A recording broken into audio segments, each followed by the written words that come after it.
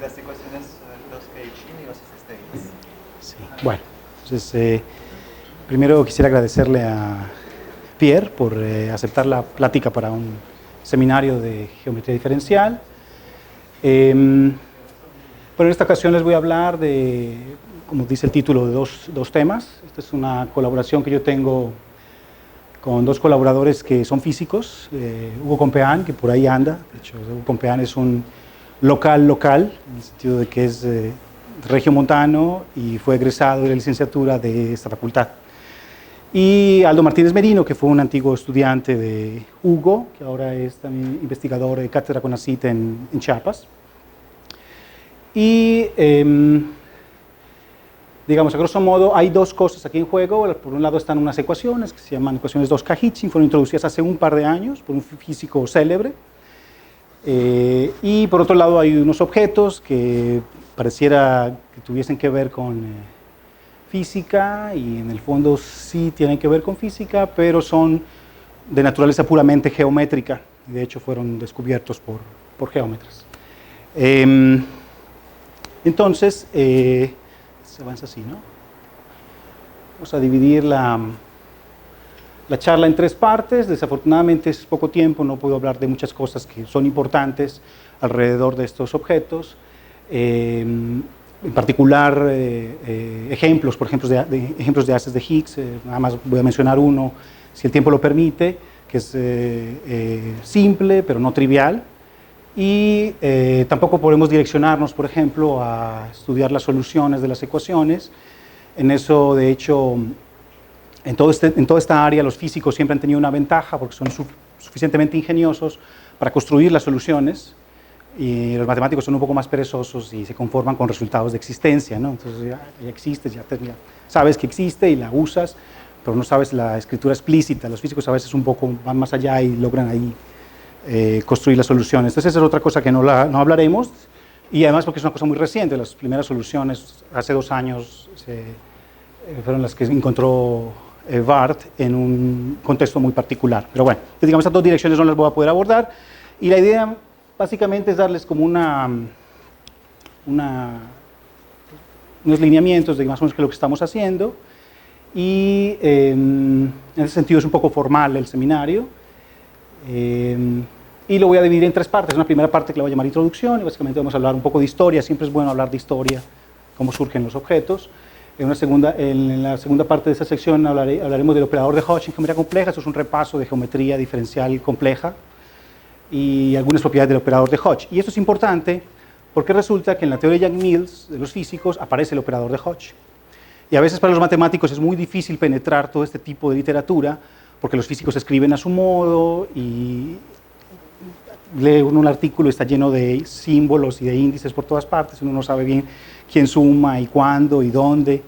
Entonces, curiosamente, si uno ve un poco el operador de Hodge, uno puede extenderlo de forma natural a otros haces que son en el fondo los haces que los físicos usan, solo que ellos no usan ese lenguaje. Entonces, esto va un poco en la vía de desmitificar un poco lo que es la teoría de Yang-Mills y que es impenetrable y estas cosas. No es cierto. Bien, entonces, esto es como preliminares para estas cosas. Vamos a hablar un poco de haces vectoriales holomorfos, son como los objetos básicos de la geometría compleja. Veremos el operador de Hodge y algunas propiedades en la teoría de Yang-Mills. Y todo esto con el objeto de llegar entonces a las ecuaciones de 2K-Hitchin y la relación con haces de Higgs, ¿no? Entonces, bien, vamos a comenzar. No sé, ¿más de eso? ¿Control qué? A ver. ¿Mejoró? Mejoró. Ya no le voy más porque el punto explota, ya no hacemos charla. Bien, entonces, bien, vamos a hacer un pequeño resumen histórico. La idea es que surgen en los 50 unas ecuaciones que los físicos llaman las ecuaciones de Yang-Mills, y detrás de eso después se hace una teoría que se llama la teoría de Yang-Mills. Y en estas ecuaciones y en esta teoría intervinieron una serie de físicos célebres, en particular Young y Mills en el 54.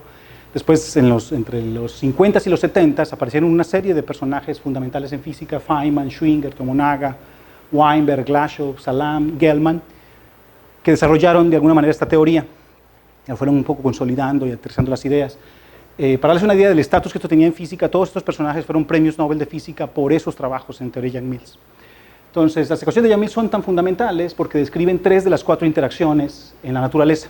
O sea, hay 4, la gravedad queda por fuera, pero las otras 3 quedan codificadas en las ecuaciones de Yang-Mills. Entonces, esto era una cosa de primera importancia en física teórica en todo el siglo XX y lo continúa haciendo. Entonces, hay un caso especial de las ecuaciones que se llaman las ecuaciones de autodualidad, o de Yang-Mills autoduales. Esas también los físicos le dedicaron mucho tiempo y también los matemáticos, una historia que voy a contar un poco más adelante. Bien, ese digamos es el lado físico de la teoría de Yang-Mills, pero hay un dato curioso: a final de los 70s, Atiyah se interesa en la teoría de Yang-Mills y embarca a todos sus colaboradores y gente muy cercana y estudiantes en esta empresa. Entonces esto es un tipo de matemáticas muy británica. Aparecen entonces una serie de personajes, Hitchin, Taubes, Bott, y lo que muestran es, lo que se empiezan a reconocer es que la teoría de Yang-Mills puede describirse en términos geométricos, en términos de haces, conexiones y variedades. Entonces, pues, si quieren, pueden pensar la teoría de Yang-Mills como una moneda de 2 caras, tiene una cara física y una cara matemática, y eso fue desarrollado principalmente entre la década de los 70s y la década de los 80s. Bien, entonces, en particular, Hitchin en el año 87 estudia las ecuaciones de autodualidad en 2 dimensiones, y no les puedo resumir todo el artículo de Hitchin, y es un artículo muy extenso, 50 páginas, pero la idea de Hitchin es que toma estas ecuaciones como los físicos las tenían y empieza a darse cuenta de un montón de cosas que habían detrás y al final las estudia para ciertos objetos puramente geométricos. Él considera una haz vectorial sobre una superficie de Riemann, porque la idea era tomarlas en 2 dimensiones. Los físicos tenían R2 y después se da cuenta que estas ecuaciones son invariantes conforme, entonces las estudia una vez sobre una superficie de Riemann y toma una haz de rango 2, había una razón por la cual era el caso más interesante. Y entonces Hitchin reconoce que esas ecuaciones que tenían los físicos podían plantearse de la siguiente manera. Lo que él quería era encontrar pares, donde el uno era una A, que era una conexión en este haz, y el otro era una cierta sección de un haz asociado, era una unoforma con coeficientes de endomorfismos de ese haz B. Y querían esos pares, este segundo era llamado campo de Higgs, y Hitchin lo llamó campo de Higgs porque los físicos ya lo venían llamando campo de Higgs.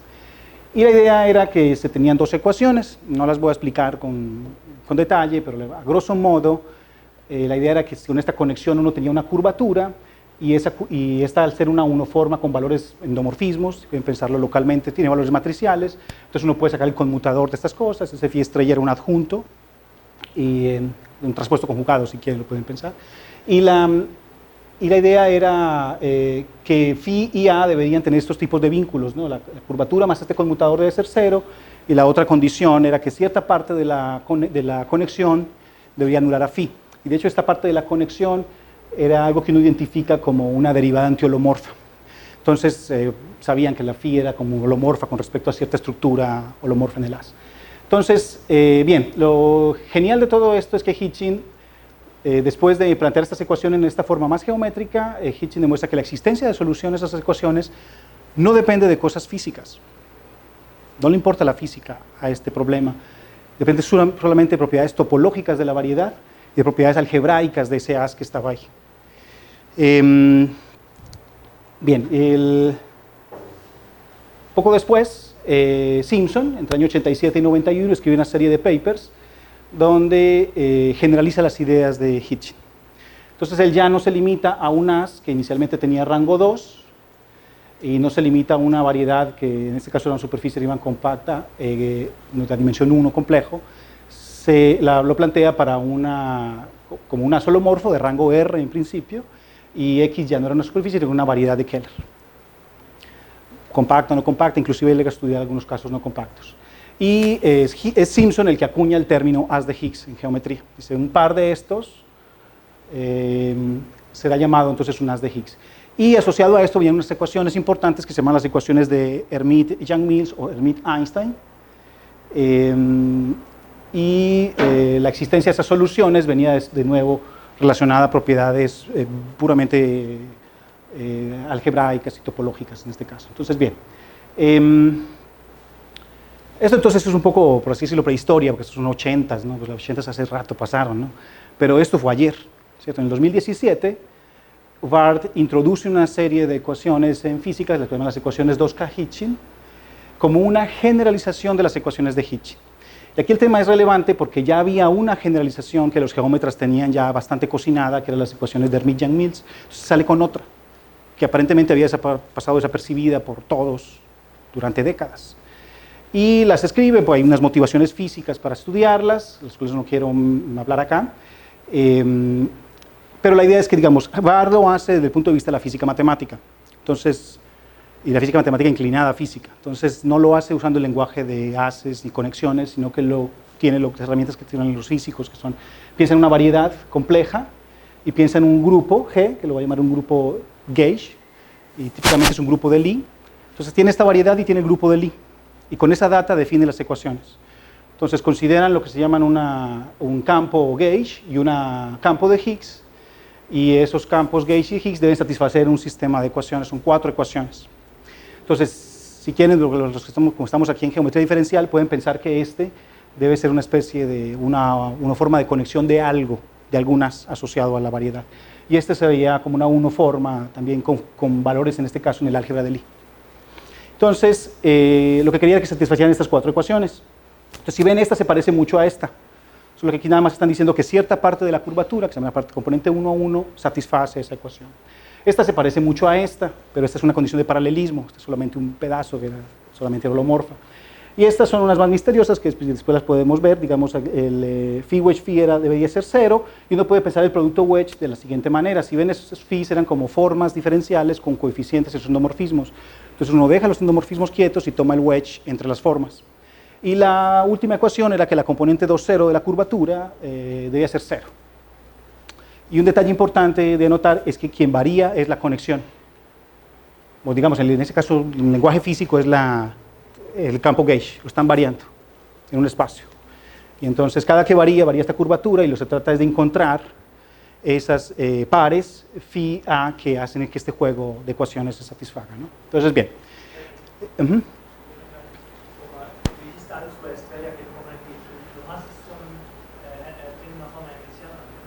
Sí, digamos, lo puede ver como el conjugado hermitiano, si quieres, como el conjugado hermitiano de phi.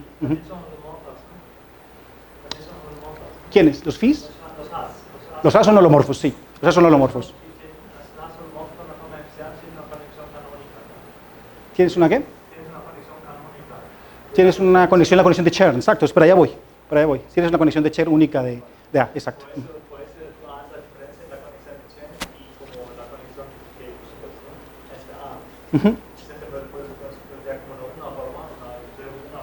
Una evaluada. Sí, lo puedes ver así. Ajá. Perfecto. Entonces, ¿Pero por qué se llama 2K? ¿cómo? ¿Por qué se llama 2K? 2K, porque estas son para variedades en general de dimensión arbitraria, 2K. Digamos, K igual a 1 era el caso de Hitchin, porque era K aquí en este caso 2K es real. Entonces, 2K es K igual a 1 señal de hecho, si uno, no lo voy a hacer por falta de tiempo, pero si uno se pone a hacer K igual a 1, estas se convierten en esas. Son exactamente esas, porque la curvatura en ese caso, cuando son superficie de Riemann, no tiene componente 2,0 y el otro se satisface por cuestiones de dimensionalidad y estas cosas. Bien, entonces, vamos a empezar. La idea entonces es, la idea del trabajo de nosotros es hacer todo esto desde el punto de vista geométrico. Porque como les decía, están estas 2 caras, física, matemática y geometría, y como que falta la parte de geometría. Entonces, vamos a comenzar con cuestiones geométricas. Entonces pensamos con una variedad de Keller compacta, n-dimensional, tienes una métrica y una forma de Keller, la métrica es G, la forma de Keller es omega, y uno considera entonces estos haces, ¿no? Y estos haces son los productos wedge, p veces, respectivamente q veces, del asco tangente holomorfo. Y entonces, esos haces pues tienen secciones, y las secciones, espacio de secciones lo vamos a anotar como A, PQX. Y en principio son secciones E infinito, no tienen que ser solamente holomorfas, secciones E infinito. Y, digamos, esos haces entonces, bien, geometría compleja, uno puede usar localmente marcos unitarios. Entonces, marcos unitarios los notamos como estos tetas, y la métrica tiene la propiedad de que es diagonal ahí. Es decir, en vez de tomar las coordenadas de la variedad Z, y tomar la métrica que te quedaría G alfa beta, DZ alfa wedge, DZ barra beta, en el caso de la forma de Keller, tomas esta que tiene la métrica diagonal, que es la delta de Kronecker. Entonces por eso no te quedan alfa beta, sino que te quedan alfa alfa, sumando sobre alfa. Esta es la métrica y la forma de Keller se escribe de esta manera. Y entonces vamos a usar también una notación de multiíndice que es usada por Kobayashi para simplificar mucho las cosas. Entonces vamos a pensar en lo siguiente, vamos a definir un multiíndice A mayúsculo, que va a ser P índices de alfa 1 hasta alfa P, ordenados, de entrada ordenados crecientemente, entonces alfa 1 es estrictamente menor que alfa 2 y así sucesivamente. Y definimos entonces estos teta con el índice mayúsculo, como simplemente estos wedge de estos tetas alfa 1 hasta alfa P, y entonces uno también tiene respectivamente el barrado, que sería teta barra A, sería todos estos, pero con los barrados, ¿no? Desde alfa 1 hasta alfa P. Y uno puede definir el conjugado, el complemento, el conjunto complementario a este A. Entonces también es más fácil si uno también lo ordena. Entonces este A' siempre va a significar el conjunto complementario A. Entonces si aquí había P índices, aquí va a haber los que restan. Entonces va a ser desde P más 1 hasta N y también los ordenamos. P más 1 es menor que P más 2, alfa P más 1 es menor que alfa P más 2, así sucesivamente. Y uno define entonces este sigma, A' como el signo de la permutación. ¿Cierto? Entonces uno justapone la A que está barrilla con esta A' y tienes una permutación y puedes calcular el signo de esta permutación, lo denotamos como signo. Bien, entonces esta notación simplifica mucho la vida, bueno, simplifica un poco, en el sentido de que si uno tiene, digamos, ahora una forma de tipo PQ en X, entonces esa forma se escribe sin necesidad de usar factoriales, simplemente como esto. Entonces se escribe en esta base, donde estas son las coeficientes, pues son funciones. Bien, si uno no los ordena, lo que tiene que colocar aquí es un 1 sobre P factorial y un 1 sobre Q factorial, porque hay un montón de repeticiones. Entonces, bien. Y todo esto para definir de forma muy sintética el operador de Hodge. Entonces uno define el operador de Hodge como un operador lineal con respecto a las funciones, tal manera que hace lo siguiente, a las PQ formas las envía a las n-q, n-p, entonces intercambia, hay un intercambio aquí en el orden entre P y Q, y está definido por esta relación. Entonces sí, en efecto juega bien, porque si no es la estrella de esta cosa, será ni a la n, que es la raíz cuadrada de menos 1 a la n, y un factor numérico, que ahorita platicamos de él, por estos tetas. Y en efecto juega bien, porque si teta, digamos, aquí había q índices, aquí habrán los complementarios, que son exactamente n menos q.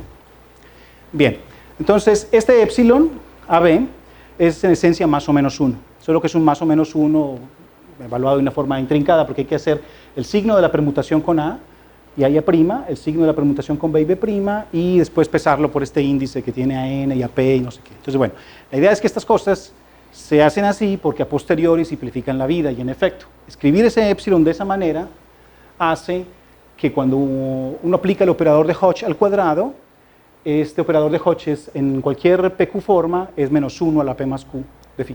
Entonces esa es la razón por la cual se escoge ese de phi. Entonces si ven, aquí hay algo interesante, y es que es realmente una expresión muy sintética, porque aquí ni siquiera hay sumas. Ni siquiera hay sumas. Pues en el caso de geometría diferencial real, a veces uno introduce el operador de Hodge sumando y complementarios y epsilon de Levi Civita. Aquí es directamente sumas. Es directamente sin suma, perdón. Bien. Entonces, esta es la propiedad que se tiene, por eso se escogió así. Y uno tiene, formalmente, en geometría compleja, si uno tiene el operador de Hodge, uno tiene un complejo conjugado del operador de Hodge. Y ese complejo es el que arregla el problema de que se intercambiaban los P's y los Q's. Entonces, en efecto, este sí va a las complementarias. A P la lleva a N menos P y a Q lo lleva a N menos Q. Y la definición es la más natural que a uno se le ocurre. Estrella barra debe ser dado por esta expresión. Es simplemente aplicar estrella al conjugado de phi. En gran parte de la literatura, Griffin and Harris y otros libros sobre geometría compleja, este es el que llaman el operador de Hodge. Pero Kobayashi, digamos, un poco más pedagógicamente, prefiere hacerlo así, y la razón es que uno está acostumbrado a que el operador de Hodge sea lineal. Y entonces, de esta manera, en los otros libros, si define el operador de Hodge de esta manera, lo tienen que definir como C lineal. Bien, en fin. Entonces, ese operador, estrella conjugado, satisface esta propiedad. Si uno hace el producto wedge de esto con el estrella conjugado de lo mismo, para cualquier juego de multiíndices AB, eso es la forma de Keller, esta que les escribí al principio en la primera transparencia como teta A wedge, teta barra A con un I, y sobre N. Esto es la forma de volumen. Y de hecho es un poco más general. La idea es que si uno hace cualquier combinación de estas cosas, estoy haciendo acá, no, así más. teta barra B, wedge, estrella barra de teta C, teta barra D. Para cualquier juego de multiíndices, esto siempre es omega la n sobre n factorial si A es igual a B y C es igual a D y es 0 otro caso. Siempre es así. Entonces, bien, esa propiedad va a ser importante no solo aquí, sino en teoría de Yang-Mills. Entonces uno sabe que tiene un producto interno hermitiano. Ese producto interno hermitiano es definido de esta manera. Lo que hace uno es colocar aquí los PQ formas, y si uno las evalúa en componentes, entonces uno tiene algo acá escrito en multiíndices AB, y uno tiene algo en multiíndices C y D. Pero si uno se pone a jugar con eso, se da cuenta que por esta propiedad colapsan los que son diagonales, y por eso aparecen solamente los índices A y B. Y de hecho esta expresión es la que manifiestamente dice que eso es un producto hermitiano, porque si se dan cuenta, si yo le tomo el complejo conjugado a todo esto, pues ese complejo conjugado se traslada acá y nada más es conjugar phi. El complejo conjugado de esto es intercambiar phi y psi, porque el complejo conjugado de lo otro pues es la forma de volumen real. Bien, entonces uno tiene entonces asociados, digamos la expresión entre brackets aquí, uno la puede ver como un producto interno puntual, y lo vamos a anotar por paréntesis para distinguirlo de este que es el que, es el que está integrado, el L2. Y se tienen entonces normas dadas por la norma con una sola barra es paréntesis y con dos barras es la integrada. Bien. Adicionalmente, si uno tiene, digamos, una PQ forma, entonces uno puede sacarle el complejo conjugado a esta PQ forma y se da una QP forma. Esta QP forma se puede entonces escribir de esta manera, y entonces un ejercicio simple, que es conjugar a fuerza la forma, le dice a uno que las componentes del complejo conjugado son nada más que los complejos conjugados de las componentes, pero hay un signo relativo.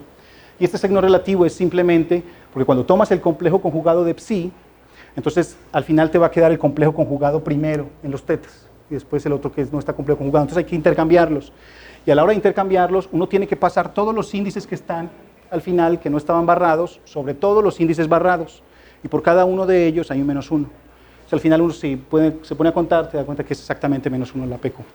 Entonces, bien, esas son cosas, digamos, que salen normalmente de geometría compleja. Y también uno puede, digamos, subir índices con la métrica. Entonces, en este caso, digamos, tomamos la métrica, estos marcos unitarios, la métrica es diagonal, y al final lo que uno puede mostrar es que si uno tiene las componentes del conjugado de esta manera, entonces las componentes con los índices arriba son estas, y son exactamente las mismas. Y el único detalle delicado aquí es que noten cómo este B que está aquí, que no está conjugado, se convierte en un B conjugado. Pues el juego de índices simplemente es así, y eso simplemente porque la métrica es mixta. Tiene índice no conjugado y índice conjugado. Perfecto. Entonces, bueno, esto lo hago porque uno entonces puede reemplazar esta expresión, que es la que uno encuentra normalmente en Kobayashi, por una expresión con índices abajo e índices arriba, que es una notación que en general le gusta más a los físicos. Entonces, para seguir la convención de Einstein y sumar sobre índices repetidos. Entonces uno lo puede escribir así, pero el precio que uno debe pagar es que debe cargar con este menos 1 a la PQ. Bien. Entonces, vamos a definir entonces un poco los objetos de la teoría de Yang-Mills. Voy hasta las 6:30, ¿cierto? Okay. Entonces comenzamos con un as vectorial holomorfo. Entonces, digamos, este es el objeto básico de la geometría. Entonces, si quieren, a veces es bueno hacer un dibujito de este tipo de cosas. Lo que uno tiene es un as vectorial, y entonces uno tiene aquí la variedad, y uno ya tiene una métrica acá. Y lo que tiene aquí es el as, y ahora vamos a sacar una métrica arriba. Es una métrica en el as, se construye fibra por fibra, de tal manera que varíe suavemente cuando uno se mueve de los puntos. Entonces aquí también hay una h. Entonces el primer punto importante que hay que tener en cuenta es que no hay una sola métrica, sino que hay dos métricas. Una métrica abajo, que es la métrica de Keller de la variedad, y hay una métrica arriba, que es la métrica del as. Si quieren lo pueden meter fibra por fibra. Bien, entonces lo que uno sabe de geometría compleja es que una vez dada una métrica hermitiana, son métricas hermitianas, una vez dada una métrica hermitiana en ese as, entonces existe una única conexión, y esa conexión se puede partir en una parte que depende de H y una parte que no depende de H. Y esa métrica, esa única conexión se llama la conexión de Cher. Esa conexión satisface dos propiedades técnicas, de las cuales ya no quiero entrar en detalle, pero una es que es compatible con la estructura métrica y es compatible con la estructura holomorfa. Entonces, la estructura holomorfa que ya fue previamente establecida en el AS. Bien. Entonces, en Yang-Mills, básicamente lo que uno hace es considerar estos ASes. En lugar de considerar los PQX, consideras ahora los ASes que son denotados de esta manera, que no son más que los productos tensoriales de los PQX con el AS de endomorfismos. Es un producto tensorial de ASes. Y entonces tendrás también secciones asociadas a estos ASes. Estas secciones las vamos a anotar con A y serán en general C infinito. Y entonces si uno tiene un objeto ahí, ya lo voy a distinguir. Antes usaba minúsculas, letras griegas minúsculas, ahora uso mayúsculas para recordar que estoy evaluando los endomorfismos de E. Entonces un elemento de acá básicamente se puede escribir así localmente, solo que estos son ya ahora localmente endomorfismos de E. Entonces si uno quiere, uno puede ser todavía más específico. Si uno dice, por ejemplo, que el rango del AS es R y uno toma un marco local, SUI, de R igual a 1 hasta N, con un marco dual, con el índice arriba. Entonces la diferencia entre el dual y el no dual es si el índice está abajo o arriba. Entonces, tomando estos marcos locales, uno puede simplemente abrir este phi AB, que es un endomorfismo local, entonces lo puede abrir como esta expresión que está acá. Entonces uno ya empieza a ver un montón de índices, ¿no? Los índices multiíndices A y B barra, que son multiíndices de formas, y los índices I y J, que son índices del AS arriba. Y estos índices son los que los físicos escriben en las sublagrangianas. Entonces ya cuando uno los ve así, uno no los entiende, bueno, a menos que uno haya estudiado física primero, si no uno dice aquí qué pasó, ¿no? Con todo este juego de índices, pero es nada más esto, es la naturaleza de los objetos y de los ASes en los que uno está queriendo trabajar, la que le dice a uno que estas cosas al final localmente tienen índices. Bien, entonces un phi se puede escribir localmente así si uno quisiese. Bien, entonces aquí uno define el análogo del complejo conjugado y lo vamos a llamar el hermítico conjugado y depende de H. Entonces el hermítico conjugado de un psi, que sea una PQ forma, con respecto a la métrica H, entonces es un elemento que lo voy a denotar así por imitación de la notación compleja, es el psi barra sub H, depende de H, y es la QP forma en los endomorfismos de E que satisface esa identidad. ¿Cierto? Entonces aquí está aplicada sobre el S', aquí aplica sobre la otra, para cualquier par de secciones S y S'. Entonces bien, ese es el hermítico conjugado de un psi que sea una PQ forma con valores en sus endomorfismos. De forma análoga, uno tiene el operador de Hodge en geometría compleja, se extiende de forma natural a la teoría de Yang-Mills. ¿Qué es lo más natural que a uno se le ocurre? No toques los endomorfismos, nada más tocas las formas. Entonces el operador de Hodge aquí lo que va a hacer es, a estos objetos que están aquí, no ve los endomorfismos, nada más ve las formas y les aplica el Hodge a las formas, basta. Y ahí está bien definido. Y uno tiene entonces un análogo del complejo conjugado, que en este caso sería como el hermítico conjugado, del operador de Hodge, y de nuevo, este aquí vamos de PQ a este N menos Q, N menos P, o sea, no son las complementarias, pero este arregla el problema, este hermítico conjugado, porque va de PQ a las complementarias, N menos P, N menos Q. Muy bien. Entonces lo que hace es, la definición de este es que el hermítico conjugado aplicado en cualquier psi es simplemente la composición de la estrella de Hodge con el hermítico conjugado que les acabo de definir aquí arriba. Entonces, no hay más misterio que eso, es lo más natural que a uno se le puede ocurrir. Bien, y eso, entonces, digamos que uno puede empezar a ver localmente qué implicaciones tiene, por ejemplo, en analogía con geometría compleja. Hasta aquí, pues esto vale en general para marcos en el AS, pero sigamos, por comodidad, uno vuelve a tomar un marco local unitario, N. Entonces es un marco que localmente es la delta de Kronecker. Entonces esto simplifica las cosas. Porque en general, si uno tiene esta expresión, uno sabe que las componentes de este se relacionan con las componentes de este por una expresión que involucra la métrica y la métrica inversa.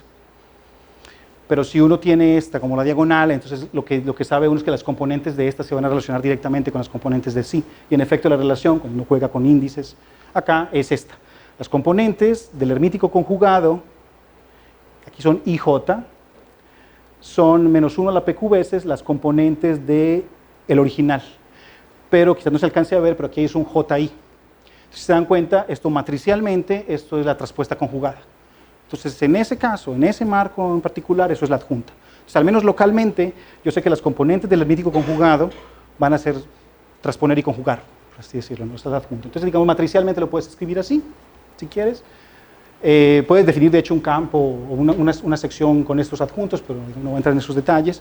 Pero la idea es que lo pueden ver si quieren como operadores, como matrices. Bien. Entonces, ¿por qué estoy haciendo eso? Porque quiero calcular el efecto del hermítico conjugado en un psi. Entonces, uno, después de un cálculo breve, demuestra que este efecto del hermítico conjugado se puede escribir exactamente como lo que está allá. Donde lo que está allá es simplemente esta es Dagger, que ya fue las que acabo de encontrar, y esta estrella de barra es el estrella barra viejito de geometría compleja. Ya lo tengo así, esta es la expresión. Y eso me interesa por lo siguiente, porque quiero hacer la traza de phi con estos. De cierta manera como emulando lo que hacía en geometría compleja, porque en geometría compleja yo lo que hacía era el producto wedge de estas cosas, pero ahora están evaluadas matriciales, entonces debo tomar una traza. Porque lo que quiero al final es un funcional, para allá voy. Entonces, tomo la traza de estas cosas, y entonces la traza de esto termina siendo, pues, si escribes cada una de estas incomponentes, como les decía ahorita, pues tendrás una que, digamos, este será phi AB barra, con los tetas A y B barra, y este será el que está aquí arriba, pero con índice C y D barra. Entonces tienes este que está acá, y lo coloco con índice C de barra, entonces me queda lo que está acá. ¿Okay? Y ahora si aplican esta propiedad que les decía yo, esto colapsa, o sea, siempre es con los mismos índices, porque si no da 0, entonces por esa razón quedan aquí los mismos índices, y por la propiedad que les decía, pues tiene que ser exactamente omega n sobre n factorial. Entonces, ¿por qué hicimos toda esa ingeniería? Porque si se dan cuenta, esa expresión muestra de forma manifiesta que si tomas el complejo conjugado de esto, ese complejo conjugado al final solamente toca la traza, y si uno se pone a hacerlo jugando con matrices, se da cuenta que eso equivale a intercambiar el rol del Dagger y poner el Dagger aquí, porque es simplemente una combinación de matrices por sus adjuntas. Entonces, el complejo conjugado de esta traza es esta, es intercambiar las cosas. Esto define una forma hermitiana. Bien, entonces define un producto interno hermitiano, que también lo vamos a llamar como un punto. Y entonces uno tiene una fórmula que es la que aparece en la teoría de Yang-Mills. Los primeros que empezaron a hacer esto así de forma resumida, si no estoy mal, fueron Atiyah, pero los físicos por lo general escriben todo en componentes, pero es la misma fórmula, solo escrita en componentes. Entonces lo que tienes es esto. Este es el producto interno que nos interesa en el caso de Yang-Mills. Es hermitiano, porque aquí queda manifiestamente hermitiano. ¿Sí? Usamos ciertamente en alguna parte marcos unitarios, pero estas cosas son trazas, o sea, son invariantes por tipo de transformaciones. Y uno tiene entonces también normas. Entonces tiene una norma puntual, que es básicamente esta traza con phi igual a psi, o sea, es la que no se integra, y la doble norma es la global. Bien. Entonces esto es una de las cosas fundamentales de la teoría de Yang-Mills. Ellos quieren estos productos punto, porque al final lo que van a hacer es construir funcionales usando estos productos internos. Bien. Y de hecho es sorprendente lo simples que son los funcionales que ellos quieren cuando uno ya tiene este tipo de estructuras. Bien, en forma análoga uno puede subir índices, no me voy a detener mucho en esto por falta de tiempo, y uno puede escribir entonces este Dagger en términos del hermítico conjugado. Adicionalmente uno puede tener un producto wedge. Si uno tiene, digamos, una PQ forma y una SU forma, entonces uno va a hacer el producto wedge de forma natural. Deja los endomorfismos quietos y hace el wedge en lo que tiene que tener wedge. Entonces aquí hay un detalle delicado, porque si se dan cuenta aparece teta C después de teta barra C. Entonces tienen que intercambiarlos. Y al intercambiarlos hay que pasar todos los índices de C sobre todos los índices de B. Pero los índices de C son S y los índices de B son Q. Entonces hay un -1 a la QS. Y lo puedes escribir así. Bien, ahora esta cosa se puede escribir en multiíndice si uno quisiera, pero en la práctica uno no necesita hacerlo. Es decir, obviamente este no es un multiíndice formalmente hablando porque están desordenados, o sea, no están todos ordenados acá, pero uno los puede ordenar si quisiese, pero en la práctica nunca hay que hacer eso. Entonces te puedes quedar perfectamente con esta o inclusive con esta para hacer los cálculos. Bien, y entonces este producto wedge uno lo quiere porque con ese producto wedge define un conmutador. Conmutador en forma natural, definido como toma el producto wedge, inviértelos, toma el wedge y pésalo con este signo. Y si uno se pone a hacer esto en componentes, se da cuenta que esto es lo mismo que tomar el conmutador de los endomorfismos y dejar las formas quietas. Y aparece un -1 a la PQ, si quieren, y lo pueden dejar así. Entonces digamos que estos son dos de los objetos básicos de la teoría de Yang-Mills. El producto interno que les acabé de definir y este conmutador. Y uno ve los lagrangianos que tiene Witten, Bafa y compañía y están llenos de esos conmutadores y de esos productos puntos, ¿no? Esa es como la idea. Bien, entonces vamos a comenzar con haces de Higgs. Entonces la idea, estos haces de Higgs surgen, como les decía, en el artículo de Hitchin, el 87, y la idea era que eran pares, son un par Fi con E un as vectorial holomorfo y Φ una sección, es una unoforma holomorfa con valores en los endomorfismos de E, que se llama campo de Higgs, que satisface esta condición. Entonces los primeros ejemplos son increíblemente técnicos. O sea, los primeros ejemplos son los de Hitchin, tienen que ser unas construcciones no elementales asociadas al canónico de la superficie de Riemann, y los de Simpson son menos lejanos de lo terrenal. Simpson, que fue el que creó el objeto, estaba estudiando cuestiones de geometría algebraica y se le aparecían unas estructuras que se llamaban estructuras de variaciones de estructura de Hodge. Y en esas variaciones de estructura de Hodge les aparecían unos sistemas de haces. Esos sistemas de haces se los llamó sistemas de haces de Hodge. Resulta que esos sistemas de haces de Hodge son un ejemplo particular de lo que es un haz de Higgs. Entonces, cuando Simpson estaba estudiando estas cosas, se dio cuenta que lo que estaba haciendo se podía hacer desde un punto de vista más general si desarrollaba esta noción de haz de Higgs. Entonces, esta fue la motivación que tuvo el fundador de esta noción, el que creó este concepto de haz de Higgs. Pero sí existen ejemplos terrenales, entonces si les quisiera dar uno terrenal que no sea trivial, entonces uno puede construirlos. Por ejemplo, en el caso de formas, digamos que uno tiene una variedad, es una variedad compleja, y digamos que supongan que existe una lambda, una forma diferencial, una forma holomorfa, que no se anula. Y entonces uno puede hacer lo siguiente, vamos a definir los siguientes haces, lo vamos a llamar E sub A, EA. Y va a ser básicamente la suma directa te agarras estos, que fueron los que definí yo, son todos los holomorfos, pero sumas P desde mayor o igual que un A para un cierto A. O sea, tienes el as, y esos haces son holomorfos porque son la suma de holomorfos. Y entonces lo que hay que hacer es el phi. Entonces construyes el phi con este lambda. Entonces tienes que construir un phi que va a ser básicamente una 1,0 forma en X con coeficientes en los endomorfismos de EA. Entonces lo que haces es lo siguiente, tú más phi. Si es una 1,0 forma con valores en los ND, entonces yo lo puedo evaluar en un campo vectorial. Evaluado en un campo vectorial X ya es un endomorfismo. Entonces come cosas que están aquí. Entonces sea una S, sección que está ahí. Entonces lo que hacemos es, hacemos la contracción con respecto a este campo vectorial de la forma que está acá, lambda, y le hacemos el wedge con S. Y el wedge está bien definido porque estas secciones son formas diferenciales. Entonces puedes hacer el wedge. Y ese funciona bien así, pero debe satisfacer después esta propiedad de que phi wedge phi debe ser 0.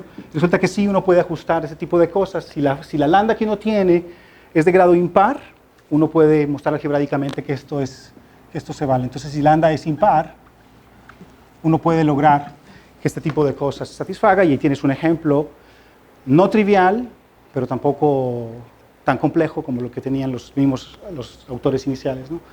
Entonces, todo esto ciertamente traslada la pregunta, ¿no? Pues ¿cuándo tiene uno este tipo de cosas? Entonces, la escala Villau, que son ejemplos los más importantes de variedades Keller, tienen este tipo de lambdas. Entonces, esos son, digamos, ejemplos concretos de haces de Higgs. Y hay, de hecho, literatura al respecto de cuando en esos haces hay estabilidad o cuando hay existencia de métricas o cosas así. ¿Cuánto tengo? ¿15 minutos? 15 minutos, bien.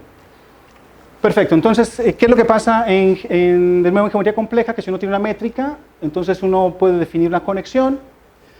Es la conexión de Chen, que ya mencioné antes, y uno tiene a phi, y entonces uno le puede sacar el hermítico conjugado a phi, de acuerdo a la fórmula que di ahorita del hermítico conjugado para cualquier elemento, PQ. En este caso es uno de tipo 1,0, entonces es de tipo 0,1. Bien. Entonces, Simpson, con esta D, con el phi barra, se construye esa conexión, y esa conexión se conoce ahora como la conexión de Hitchin-Simpson. Entonces, con esa conexión uno le puede tomar la curvatura, y si uno le toma la curvatura y juega durante un ratito, uno se da cuenta que la curvatura, entonces voy a usar notación de físicos, que es la F. Esos artículos de Bafa y de todos los físicos aparece F, pero los geómetras prefieren R. Aquí vamos a usar notación de físicos, es F. Entonces, F caligráfica va a ser la curvatura de Hitchins-Simpson, y lo que uno muestra es que la curvatura de Hitchins-Simpson es la curvatura que había antes de esta conexión, se llama la curvatura de Cher, más otros términos. Este término en particular es de tipo 1,1, y por geometría compleja uno sabe que este es de tipo 1,1, o sea que estos dos son los de tipo 1,1 y es lo que tengo en la expresión a la derecha, y estos son dos términos adicionales que aparecen, de tipo 2,0 y 0,2. Y uno puede definir entonces la curvatura media, ¿cierto? Entonces, si lo quieren pensar, esto es como el análogo de lo que es Ricci para variedades, pero no, esto es otra cosa, esto sigue arriba en el as. Pero, bueno, en fin, ahorita lo menciono más en detalle. Uno puede definir la curvatura media como el endomorfismo de E, es una cero forma con el coeficiente de los endomorfismos dada implícitamente por esta fórmula. Se puede hacer en componentes, ya no lo voy a hacer por falta de tiempo, pero si se dan cuenta, si uno hace este FH y lo pesa por omega la n-1, como esta es de tipo, tiene todos estos tipos, pero los tipos que 2,0 y C2 se van, entonces es como si colocara aquí 1,1, es lo mismo, y si coloco 1,1, esto va a ser una forma de máximo grado, entonces esto tiene que ser proporcional a omega la n, y la constante, por así decirlo, de proporcionalidad es este endomorfismo, esta es la curvatura media. Bien, entonces lo que falta para completar la fórmula. Esta fórmula así está vista como endomorfismo, uno la puede ver como una forma hermitiana, si uno lo que hace es la define con un gorrito, eso lo llama forma hermitiana, simplemente a dos secciones lo que hace es este juego, la evalúa una de ellas y mete el h, ¿no? Bien, entonces vista así es una métrica, es una como forma hermitiana, y entonces uno dice que una métrica es de Hermite-Yang-Mills o de Hermite-Einstein si la curvatura media es proporcional a la identidad como endomorfismo, o si la curvatura media vista como forma hermitiana es proporcional a la métrica. Entonces todo arriba, ¿cierto? Y resulta que por cuestiones teóricas, al final esta C no puede ser cualquier cosa. Esta C está vinculada a invariantes del as y de la variedad. Entonces, en particular, uno puede mostrar que si existiese una métrica que satisfaciera esa ecuación, C tiene que ser esta, donde está dada en términos del volumen, del rango y de un invariante que usan mucho los geómetras algebraicos que se llama el grado del as. Bien, entonces,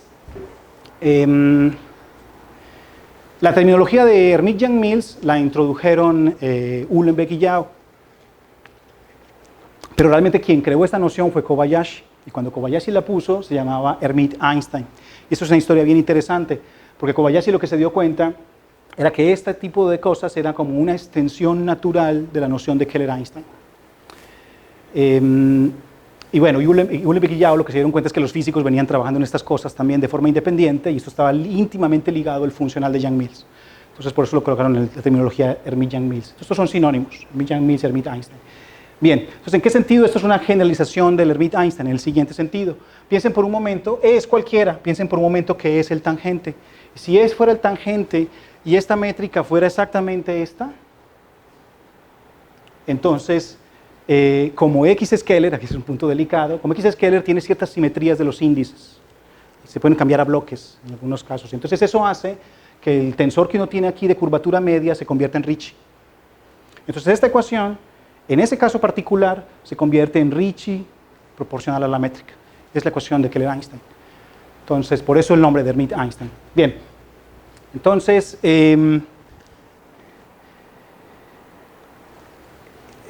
Kobayashi empezó a darse cuenta que estas nociones estaban ligadas a una noción de estabilidad, y aquí viene una historia fascinante entre los 80s, porque Uhlenbeck y Yau también hicieron una parte de estos vínculos, Donaldson hizo otra, de hecho estos fueron los orígenes de Donaldson, lo que terminó después llevándolo a cuestiones de variedades en 4 dimensiones. O sea, este tipo de tecnología que estaban haciendo acá. Bien, la idea grosso modo es que hay una correspondencia entre la existencia de métricas de Hermite-Yang-Mills y una propiedad en geometría algebraica que está por ahí en otra sección, por ahí abajo, que se llama estabilidad de Mumford. Por cierto, estabilidad de Mumford es todo lo que hizo en la estabilidad, dio lugar a una teoría que se llama Geometric Invariant Theory, y eso fue lo que le dio la medalla Fields a Mumford. Entonces está lleno de gente realmente brillante trabajando ligada a este tipo de nociones, ¿no? Entonces, bueno, sin ir en mucho detalle, la idea con esto es que existe un puente entre geometría diferencial y geometría algebraica, el caso complejo. Ese puente es conocido en geometría como la correspondencia de Hitchin-Kobayashi, y en física es a veces citado como el teorema o correspondencia de Uhlenbeck-Yau-Simpson. Es la misma cosa, dependiendo de en qué público esté uno, pero es la misma cosa. Y eso es una cosa fantástica, Porque si se dan cuenta, lo que está del lado izquierdo son métricas, o sea, esto es geometría diferencial. Pero lo que está del lado derecho es estabilidad, que es una propiedad puramente algebraica y que fue introducida por otras razones. Y logran mostrar este tipo de equivalencias, ¿no? Entonces, bien, se tienen funcionales en el espacio de métricas hermitianas, han habido al menos 3 funcionales importantes, el de Donaldson, históricamente el primero que salió fue el de Yang-Mills, y también un funcional de Kobayashi. Y lo interesante de estos funcionales dependen de la métrica. Estos funcionales son definidos en el espacio de todas las métricas posibles en ese as. Y lo interesante es que los puntos críticos de esos funcionales son métricas de Hermite-Yang-Mills. Bien.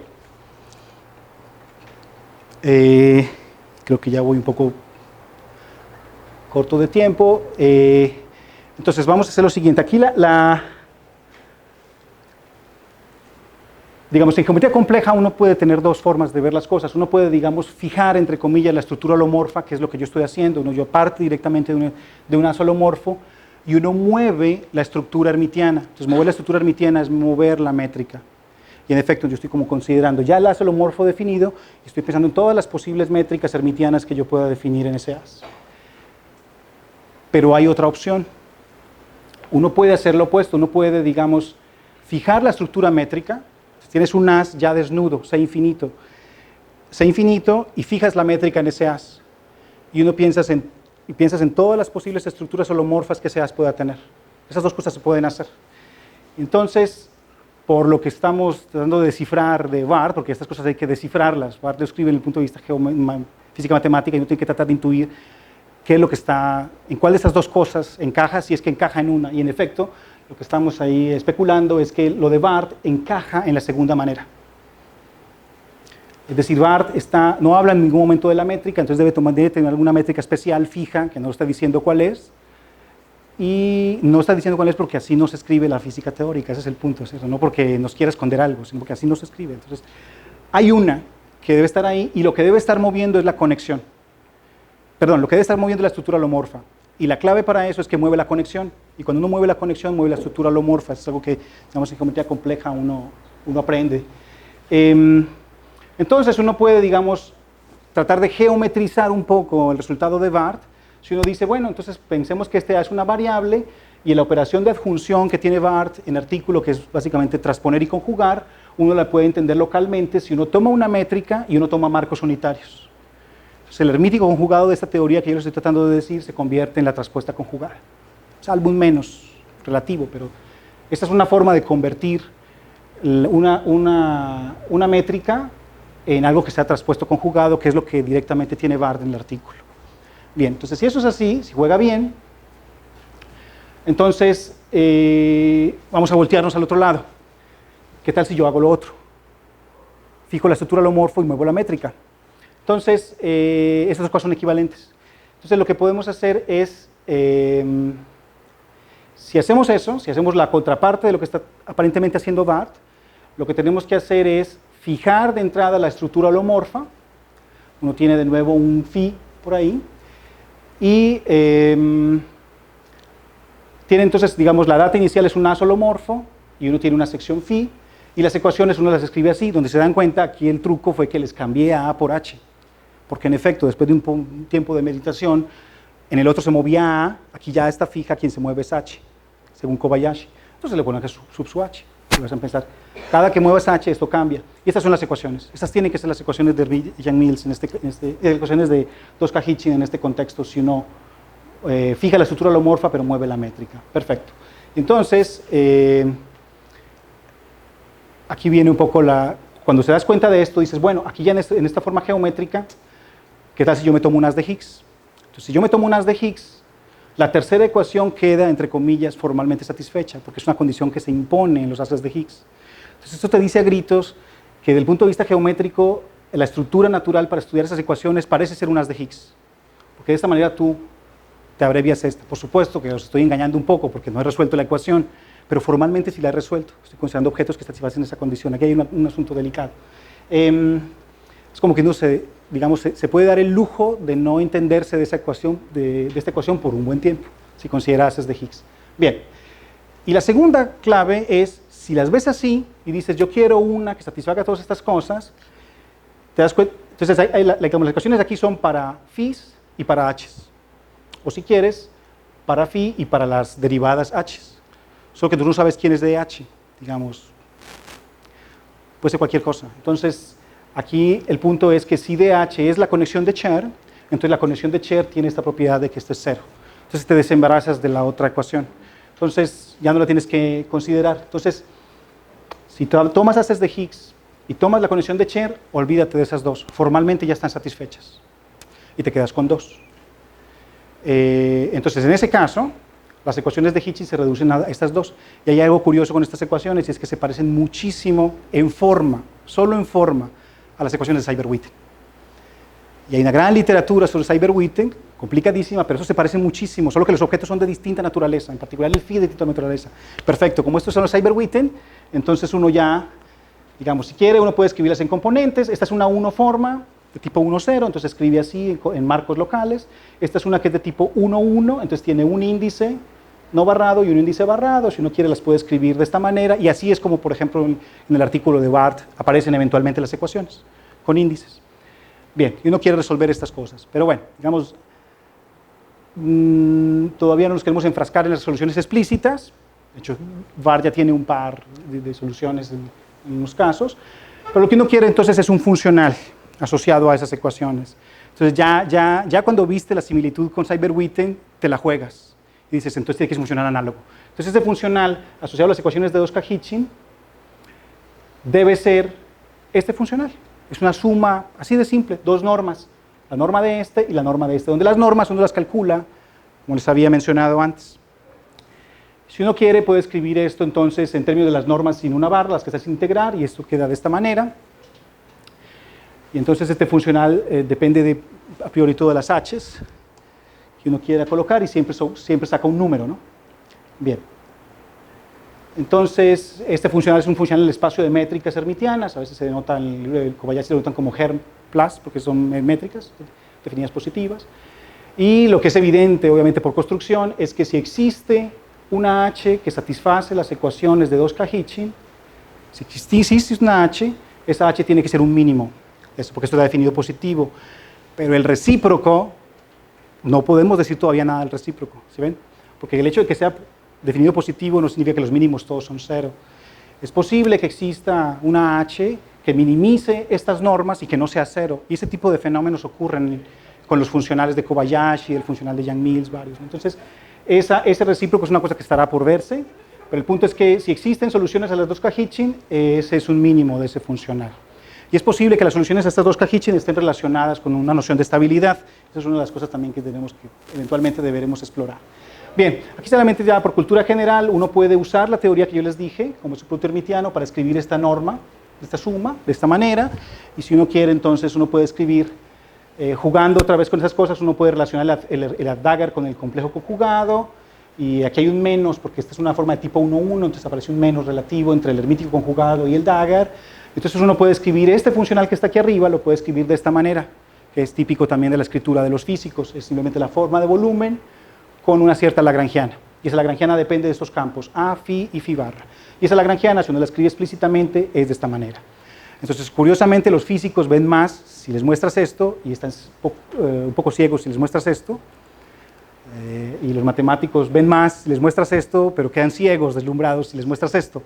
A los físicos les interesa este tipo de cosas porque aquí uno reconoce qué tipo de interacciones hay entre los objetos. Se imagina que este tipo de cosas son como partículas, en este caso obviamente partículas hipotéticas, y por lo tanto hay entonces interacciones. Esto representa modelos concretos con alguna interacción.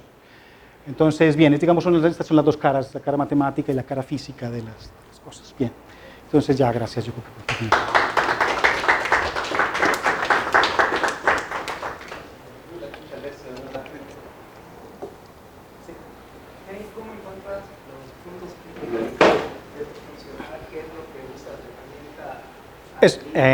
Ese es un buen punto. Lo está diciendo por lo primero lo que ustedes hacen, ¿no? Porque el tipo de herramientas es muy distinto. Entonces te voy a decir cómo lo encuentro, todavía no sé, pero sé cuál es la herramienta. Y la herramienta es todo lo que se ha hecho de puntos críticos para el funcional de Donaldson y para el funcional de Yang-Mills. Y lo que hace uno es estudiar una ecuación de steepest descent. Entonces, usas una ecuación de steepest descent y tratas de seguir la curva. La magia de todo esto es que es geometría compleja, entonces tienes holomorfía, y la holomorfía es mucho más restrictiva que la diferenciabilidad. Por eso ustedes tienen que tener más valor para hacer estas cosas, porque no tienes la holomorfía. Entonces se ha avanzado mucho y las técnicas que se usan son principalmente de steepest descent, propiedades de Rangiano de Donaldson que se van por curvas de métricas y estas cosas convergen en un punto a una métrica que puede o no converger a una métrica que sea de Hermite-Einstein. Cuando converge es porque el A será estable desde el punto de vista de la geometría algebraica. Y cuando te acercas todo lo que quieras, pero no converges a una solución, es porque esos haces serán semiestables desde el punto de vista de la geometría algebraica. Entonces aquí hay un juego muy interesante en la correspondencia de Hitchin-Kobayashi, es que a veces usas, cuando se te pone muy difícil el problema en el lado de geometría diferencial, te vas con los geometras algebraicos y traduces la cosa acá. Pero a veces los geometras algebraicos no están en el paraíso. Hay cosas, por ejemplo, que ellos no pueden probar directamente. Por ejemplo, una de las cosas sencillas es probar que la estabilidad o la poliestabilidad del producto tensorial de dos haces semiestables, por ejemplo. La semistabilidad de dos haces que sean semiestables hace el producto tensorial y ese es semistable. No lo pueden probar directamente, entonces lo que hacen es que se van al lado de geometría diferencial y hacen todos con métricas y después te devuelves. Ese tipo de cosas tipo de diccionarios es un poco el juego que se hace. Sí. Agradecemos a Sí, gracias.